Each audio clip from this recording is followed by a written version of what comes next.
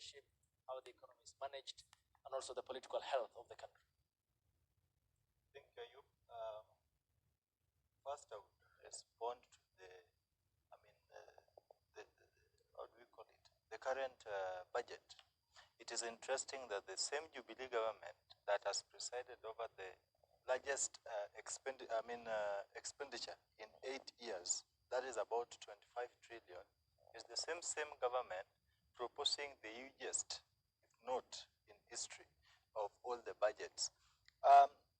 First, when we want to analyze matters finance, we must ask ourselves, with public offices, the allocations once made, we need accountability. Can this government account for the funds it has been served with for the last 8 years?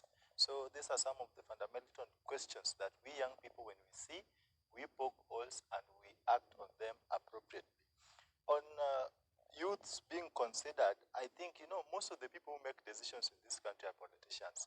And in their side, politicians believe that we young people, we are a brainless entity in need of guidance now and then. So in most instances, they would act on, for lack of a better term, these people think that we are brainless entities. And by so saying, they believe that we are unable to see, not knowing that some of us see beyond where we are supposed to see.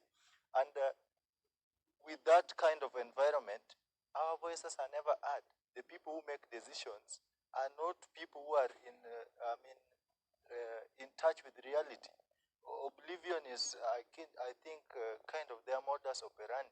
They believe what you see the government implementing is far from what we people need. Some of these things, I would say, are not what we want. Yes. For example? For example, you see the government policy implementations. You will hear the government coming up with these projects to implement here and there. Just to avoid being ambiguous, most of the things that you find are prioritized at the moment. At the moment we should prioritize on health. The other day you saw the president. I would call these people, with due respect, they became super spreaders. In Kisumu, we have the most dangerous COVID-19 variant. 18% positivity rate now. And I was in the village the other day. People are dying like swamp rats. These people collected our people to the streets. These so-called, and have been very categorical on selective application of COVID-19 protocols.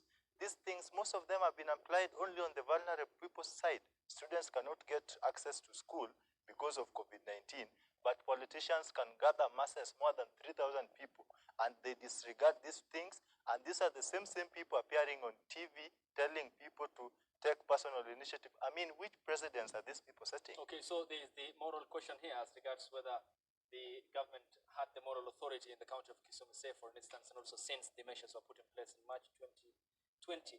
But that speaks to leadership. We'll be coming to the 2022 politics and what surrounds the clouds that continue to gather. And just to add, nonetheless, on the economic aspect, then you said some of the issues are not a priority for many Kenyans.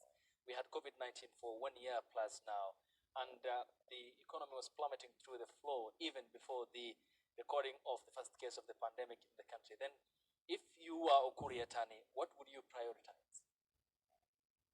Ukur Yatani, now that I'm not Ukur Yatani, let me just think. Why is an impossibility?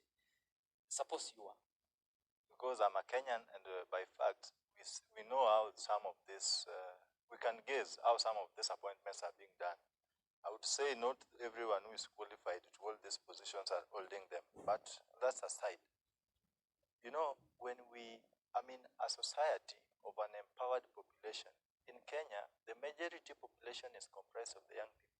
Suppose I, a young person, or we young people were empowered, that will translate to national prosperity, the GDP, the ETC, we will be growing, because we should prioritize sectors that are going to create jobs, because it's from these jobs that the same government will also raise its revenue.